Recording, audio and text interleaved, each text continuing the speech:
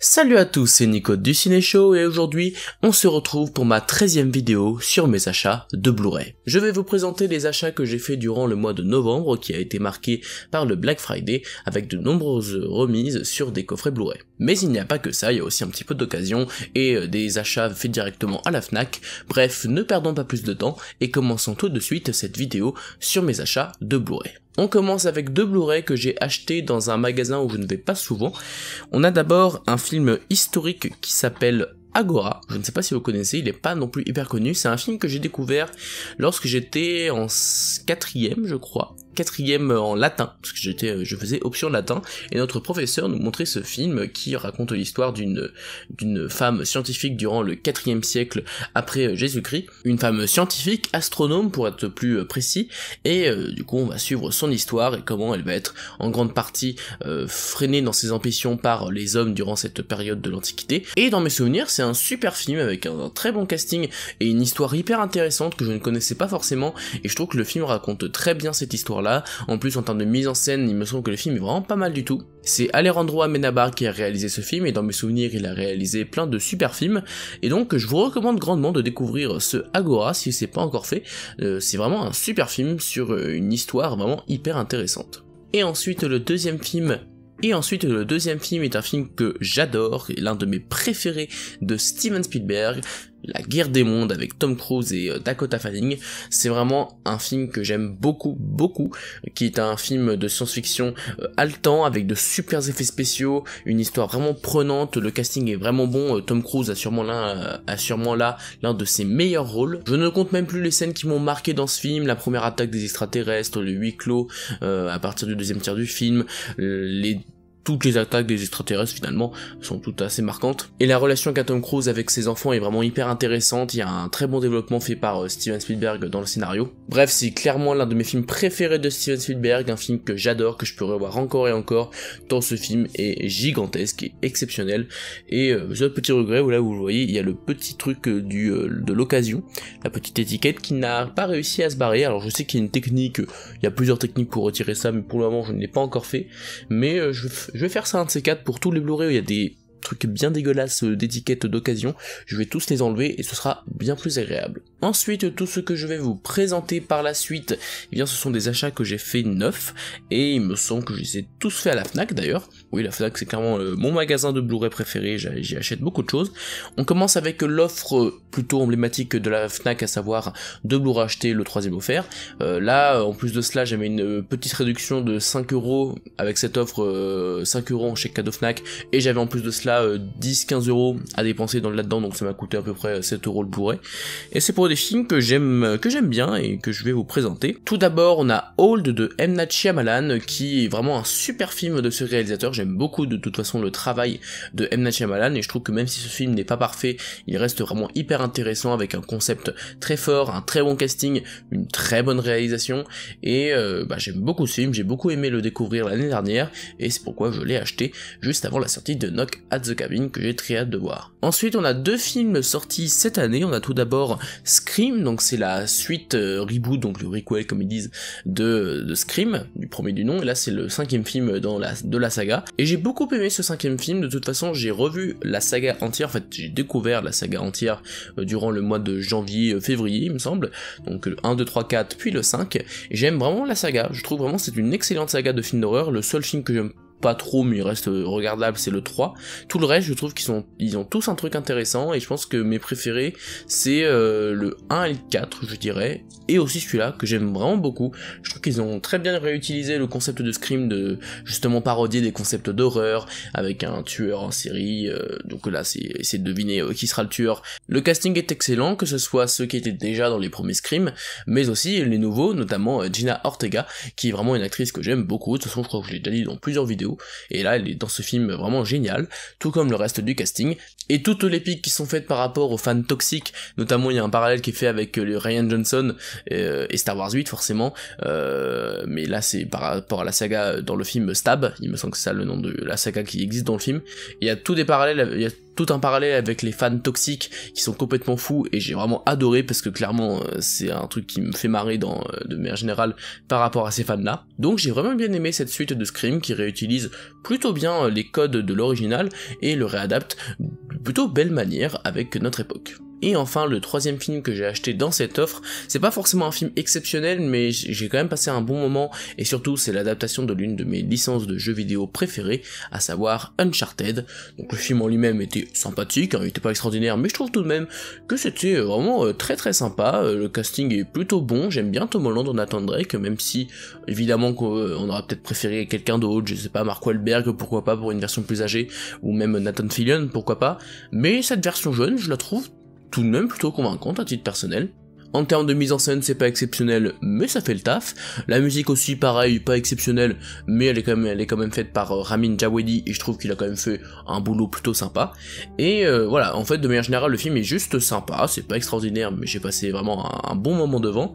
Et de toute façon, je l'ai acheté parce que surtout, je trouve que c'est l'une des adaptations de jeux vidéo les plus honnêtes, un minimum en tout cas. Même si on retrouve pas totalement l'esprit du jeu, et que ce serait bien que dans les suites, parce que je pense qu'ils vont faire une suite, ce serait que dans les suites ils aillent un petit peu plus loin dans le délire, avec vraiment l'humour de Nathan Drake, ou même un petit peu de fantastique comme c'était le cas dans les premiers jeux, ça pourrait être sympa, mais dans tous les cas ça reste une adaptation plutôt correcte, et vu toutes les adaptations de jeux vidéo qu'on a eu ces dernières années, je trouve qu'on devrait déjà être plutôt content de ça, même si ça serait bien qu'il fasse un truc encore mieux, mais je suis tout de même satisfait que ce film existe parce que il reste tout de même plutôt correct, et c'est déjà pas mal. On passe à deux films que j'ai achetés le jour de leur sortie, donc ce sont des sorties de 2022, et ce sont de plutôt belles éditions, vous allez voir ça. On a tout d'abord un très beau coffret collector d'un film sorti en juillet, dont je vous ai parlé sur la chaîne d'ailleurs, c'est The Sadness, qui est du coup un film taïwanais, qui raconte l'histoire d'une sorte de virus qui va pousser les gens à devenir complètement fous et à faire les choses les plus violentes qui soient. J'avais beaucoup aimé ce film, je trouvais qu'il y avait vraiment un concept fort et que certaines scènes étaient particulièrement marquantes de par leur violence assez insoutenable pour la plupart, et du coup j'ai acheté ce très beau coffret pour une trentaine d'euros je crois que c'était 30 €, et je trouve que le coffret est vraiment très beau. Donc là d'abord l'avant ici, on a l'arrière juste ici, le coffret est plutôt solide comme vous pouvez l'entendre. Là je vais essayer de vous sortir ce qu'il y a à l'intérieur. On a déjà bien évidemment le disque avec le Blu-ray 4K et le Blu-ray, donc moi je n'ai pas encore de matos 4K comme vous le savez, mais il y a au moins le Blu-ray en attendant. Et ensuite on a aussi quelques petits goodies qui sont pas exceptionnels mais qui sont plutôt sympas. On a une affiche de film réversible, dans le sens où il y a l'affiche cinéma de base, il y a une autre affiche spéciale, il y a des petites photos du film. C'est plutôt sympa, voilà, je sais pas trop ce que je vais en faire parce que honnêtement moi je les affiche pas généralement sur des photos, mais c'est quand même plutôt sympa comme petite intention. On a aussi le storyboard de la scène de l'attaque du métro, et je trouve que ça par contre c'est vraiment très très cool. Voilà, vous pouvez le voir juste ici, par exemple là où vous avez du coup toutes les étapes du storyboard de cette fameuse scène, sûrement la meilleure scène du film, la scène la plus marquante en tout cas, et c'est vraiment super ça pour le coup, c'est plutôt intéressant de découvrir ça je trouve.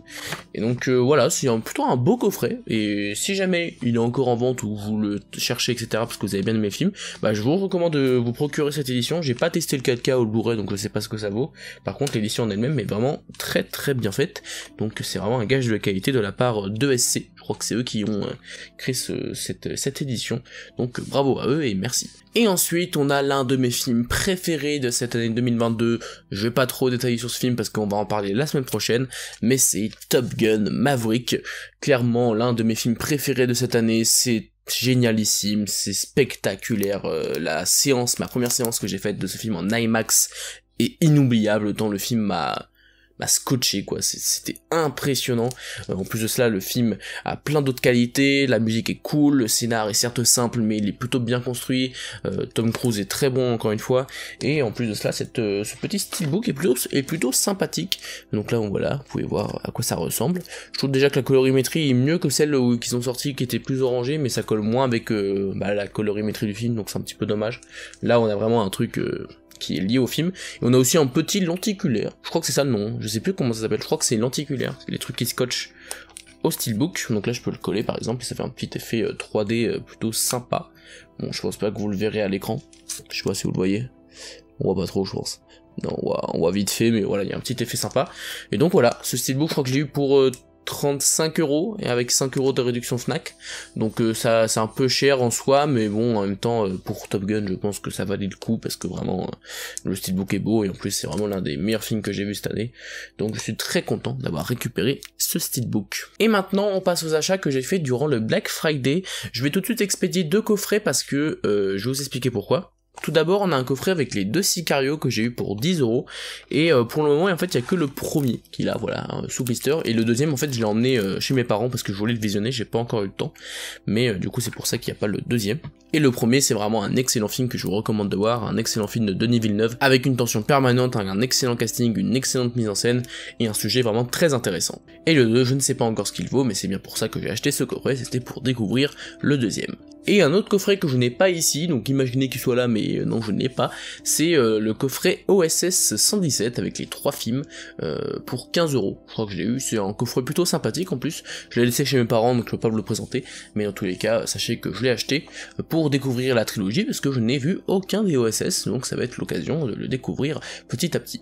Ensuite, un autre coffret qui là encore me permettra de découvrir certains films. De toute façon, j'ai surtout fait ça comme achat lors du Black Friday, c'était des coffrets pour découvrir certaines sagas ou filmographies de réal, et là par exemple on a la filmographie de Gaspar Noé. Alors il n'y a pas tous ces films il me semble, mais il y en a certains, il y a Enter the Void, Love, Climax et Vortex qui est sorti cette année, que je n'ai pas encore eu le temps de le voir, et je pense pas que j'aurai le temps de le voir pour mon top film, et peut-être qu'il serait rentré dedans, mais je pense pas que j'aurai le temps de le voir, on verra plus tard. Et donc je n'y vois aucun de ces films, et je crois même que j'ai pas vu Irréversible ou tout ça, donc vraiment j'ai vu aucun des films de Gaspar Noé, donc ce sera l'occasion de le découvrir avec ce plutôt beau coffret. Je vais vous présenter ce qu'il y a à l'intérieur. Voilà la petite présentation plutôt classique, et avec les Blu-ray comme ceci, voilà. Donc c'est plutôt une belle édition plus de cela, donc j'aime bien. Même si des fois j'aime bien aussi les coffrets avec juste des amarrés. Vraiment les coffrets que j'aime pas du tout, c'est les gros coffrets. Je peux pas vous présenter, mais par exemple lors du mois prochain, il y a un coffret que je voulais avoir, et de toute façon c'était la seule édition, mais c'est une édition avec par exemple un seul boîtier amarré de cette taille là, avec que plein de disques à l'intérieur, et c'est pas beau du tout. Là c'est ce genre de coffret que j'aime pas trop pour le coup, mais du coup je vais pouvoir découvrir la filmographie de ce réalisateur avec ce coffret, que j'ai eu pour 20 € au passage. C'était à 40 € de base et c'était moins 50, donc ça me fait 5 € le film Blu-ray, voilà. Et enfin, le dernier coffret que je vais vous présenter dans cette vidéo, c'est un coffret d'un très grand réalisateur et dont je n'ai pas vu beaucoup des films de sa filmographie. C'est le coffret John Carpenter, que vous pouvez voir juste ici. Voilà, avec 5 de ses films, il y a Fog, New York 1997, The Thing, Prince des Ténèbres et Invasion Los Angeles. Là-dedans, je n'ai vu que The Thing, que j'ai déjà d'ailleurs dans ma collection, donc du coup je vais revendre l'un des deux plus tard. Et dans la filmographie de Carpenter, il me semble avoir vu que Halloween et The Thing, donc ça va me permettre de découvrir les autres films de ce réalisateur très estimé. Donc là en plus c'est des éditions remasterisées pour la plupart, en tout cas restaurées. Là par exemple on a le Blu-ray de The Fog, voilà. Ensuite on a le Blu-ray de New York 1997. Ensuite on a le Blu-ray de The Thing, ça c'est la version de base que j'ai déjà, c'est la même édition, donc clairement je pense que je vais le revendre plutôt rapidement. Ensuite on a Prince des Ténèbres, c'est ça, on a Prince des Ténèbres. Je trouve que les jaquettes sont plutôt jolies au passage, je sais pas ce que vous en pensez, mais je trouve qu'ils ont fait des belles jaquettes.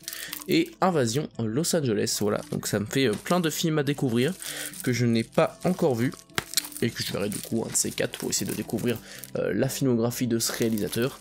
Il y a plein de films qui ont l'air super là-dedans, notamment, en fait, ils ont tous l'air plutôt intéressants. Invasion Los Angeles, ça a l'air pas mal, Fog tout court aussi, a l'air pas mal.